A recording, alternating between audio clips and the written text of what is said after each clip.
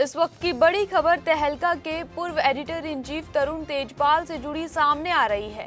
देखिए, तरुण तेजपाल को माननीय सुप्रीम कोर्ट से बड़ा झटका लगा है। आपको बता दें कि माननीय सुप्रीम कोर्ट ने उन्हें 2 हफ्ते के भीतर सरेंडर करने के निर्देश दे दिए हैं। तेजपाल की तरफ से कोर्ट में सरेंडर से राहत देने की मांग की गई थी, लेकिन माननीय सुप्रीम कोर्ट ने फिलहाल उनकी इस मांग को स्वीकार नहीं किया है और अब उन्हें 22 सितंबर तक सरेंडर करना होगा और सरेंडर का सर्टिफिकेट कोर्ट में जमा कराना होगा। देखिए, इसके बाद ही मामले में आगे की सुनवाई का रास्ता साफ होगा। दरअसल तरुण तेजपाल की ओर से वरिष्ठ वकील कपिल सिब्बल सुप्रीम कोर्ट में पेश हुए। उनकी तरफ से एक अंतरिम आवेदन दाखिल किया गया था और इसमें मांग की गई थी कि सरेंडर से छूट देने वाली इस अर्जी पर 31 अगस्त को सुनवाई की जाए और तब तक तेजपाल को सरेंडर करने से राहत दी जाए।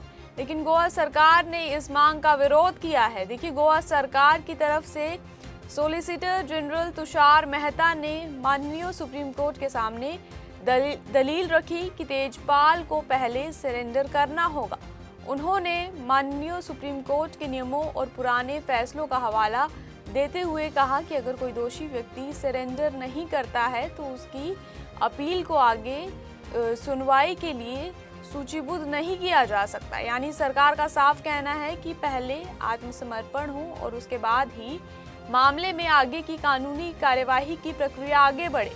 वहीं आपको बता दें कि माननीय सुप्रीम कोर्ट ने गोवा सरकार की इस दलील को स्वीकार कर लिया है और तरुण तेजपाल को 2 हफ्ते के अंदर सरेंडर करने का निर्देश दे दिया गया है। अब बात करते हैं कि आखिर तरुण तेजपाल का ये जो पूरा मामला है ये है क्या। देखिए, दरअसल ये मामला साल 2013 के रेप केस से जुड़ा है। तरुण तेजपाल उस समय तहलका मैगजीन के एडिटर इन चीफ थे। उन पर एक महिला कर्मचारी ने रेप का आरोप लगाया था और इस मामले की सुनवाई गोवा की ट्रायल कोर्ट में हुई।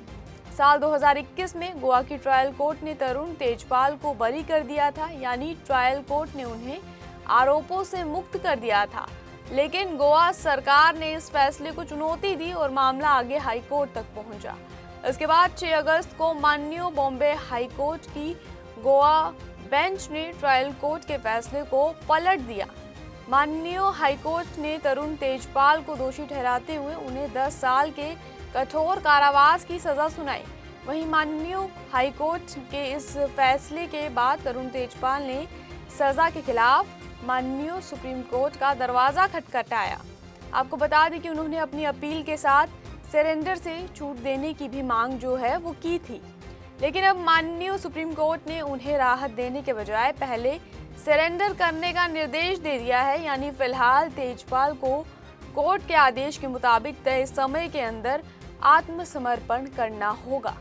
वहीं इस मामले में गोवा सरकार की तरफ से भी सुप्रीम कोर्ट का रुख किया गया है। सरकार ने तरुण तेजपाल की सजा को 10 साल से बढ़ाकर उम्र कैद करने की मांग की है।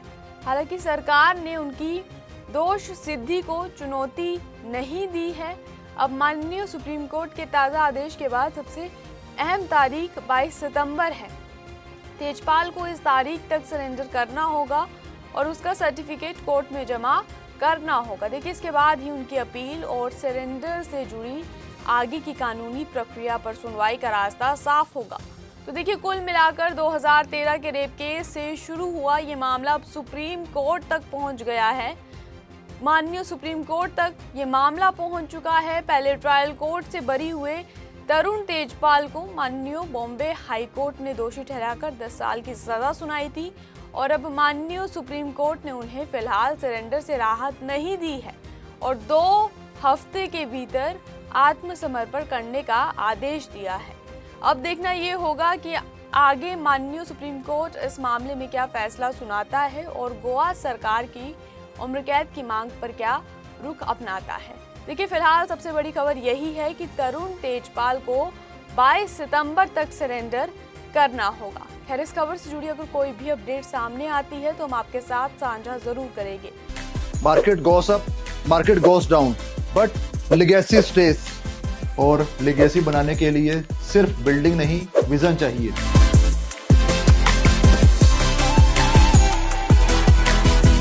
अब यही ग्रुप जेनेसिस हेड के साथ सिरपुर में प्रीमियम रेजिडेंशियल सेगमेंट में एंटर कर रहा है। Genesis sites directly Chandigarh Ambala highway पर लोकेटेड है, साथ ही पीआर सेवन रोड से कनेक्टेड है। लोकेशन डायरेक्ट हाईवे पर हो और कनेक्टिविटी दोनों साइड से मिले और बिल्डर का ट्रैक रिकॉर्ड पहले से मार्केट में विजिबल हो, प्रोजेक्ट ऑटोमेटिकली ग्रैब्स अटेंशन। और जेनेसिस साइट्स भी उन्हीं प्रोजेक्ट में से एक है।